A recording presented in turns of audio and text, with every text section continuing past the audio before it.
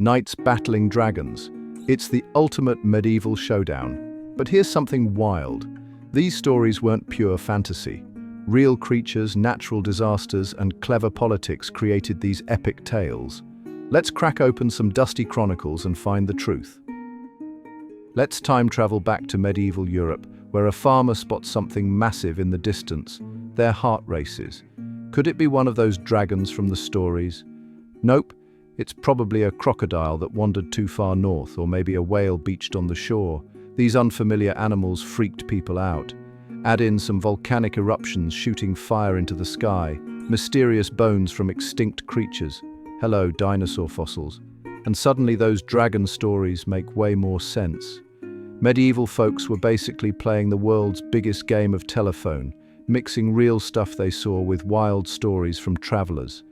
And hey, if you'd never seen a croc before and someone told you it was a baby dragon, wouldn't you believe them too? Let me tell you about some real medieval dragon-slaying action that actually happened. In 1345, a knight named Dieudonné de Gozon became a total legend on roads. He took down a massive crocodile that was terrorizing the locals. They straight up called it a dragon. The guy even trained his horse and dogs using a fake croc he built. Smart, right? And get this, in Switzerland, 1273, a massive snake was wreaking havoc near Lake Thun. Knight Winkelried stepped up to the plate, stabbed it with his spear, but the snake's poison got him too. He became a hero, and his story got bigger and bigger until people were like, yeah, definitely a dragon. These real battles show us how actual dangerous animals turned into epic dragon tales. The church saw a golden opportunity in these dragon stories. They were marketing genius. Take St. George, the most famous dragon slayer of them all. The real George was a Roman soldier who stood up against persecution, but the church added some spice to his story.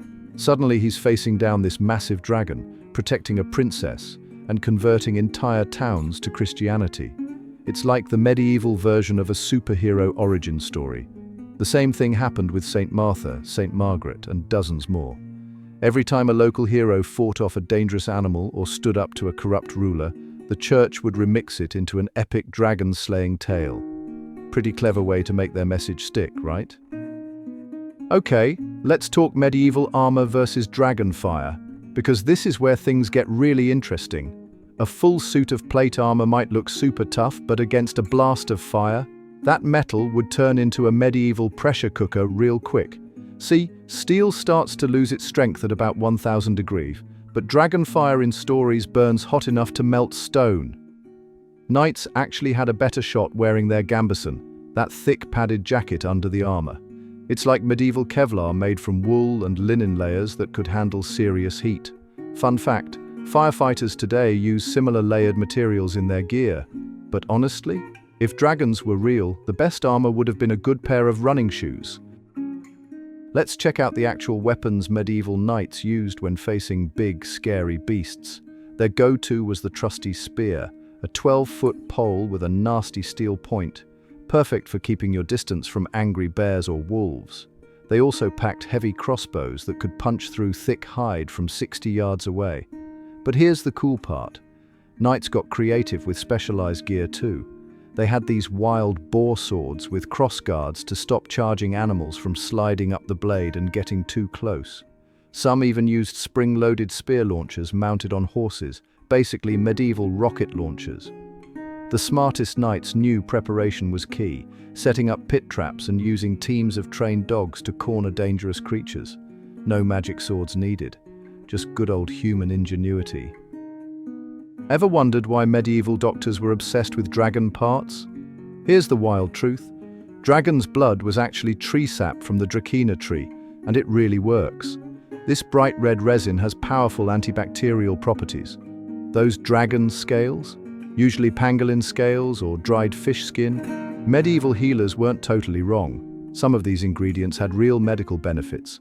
They'd grind up dragon bones, mostly fossil remains, into powder for treating fevers. The funniest part? Some crafty merchants sold regular lizard parts as premium dragon medicine, charging a fortune. Talk about medieval false advertising. But hey, when you're desperate for a cure, even a fake dragon remedy might help, if only through the placebo effect. You might think medieval castle builders were just worried about ground attacks, but they actually designed these fortresses with aerial threats in mind. High towers weren't just for spotting enemies. They housed archers who could shoot at anything swooping down from above. Those steep, slanted roofs? They weren't just for looks or rain. They made it super hard for large flying creatures or enemies using siege weapons to land and cause trouble. The coolest part? Some castles had these genius fire prevention systems with water reservoirs at the top of towers and networks of gutters to fight fires. Sure, they were thinking more about flaming arrows than dragon breath, but these features created the perfect dragon-fighting fortress. Ever noticed how many medieval family crests have dragons on them? These weren't just cool designs. They were medieval power moves. Knights plastered dragons on their shields to send a message. I'm as fierce as this mythical beast. Red dragons meant you were claiming royal blood, while green ones showed you had connections to Wales. The cooler your dragon looked, the more street cred you got on the battlefield. Some knights even combined different dragon parts, wings, claws, tongues, to tell specific stories about their family history. It's like medieval Instagram, where your profile pic had to look tough enough to scare off rivals. And if you could claim you actually fought a dragon, instant legendary status for your whole family line. You've heard these epic tales of knights fighting dragons, but here's the real scoop. Most were clever political propaganda. Take the legend of King Vortigern's dragons. The story goes that a red and white dragon fought under his castle, but it was actually about the struggle between the Welsh, red dragon, and Anglo-Saxons, white dragon. Smart, right? Or check out the Wawel dragon of Krakow. That dragon was probably code for a corrupt nobleman who was taxing people like crazy. The locals who slayed him? They were rebels fighting against unfair rules. Medieval people used these dragon stories as a sneaky way to talk about dangerous political stuff without getting in trouble. It's like medieval Twitter, but with scales and fire. Here's something cool. Those dragon stories actually changed how medieval armies trained. Knights learned to fight in ways that would work against giant beasts, which turned out to be super useful in real battles. They practiced attacking weak spots like the belly or neck, perfect for taking down armored knights or war elephants. Training included getting horses used to scary sights and sounds, because a spooked horse versus a dragon equals dead knight. They even developed special formation tactics to surround large threats. The funniest part? Some of these anti-dragon moves became standard military training. So next time you see soldiers doing coordinated group attacks, you can thank those old dragon stories. Thanks for joining me on this wild ride through medieval dragon fighting history. If you enjoyed uncovering these epic tales, smash that like button and subscribe for more historical mysteries.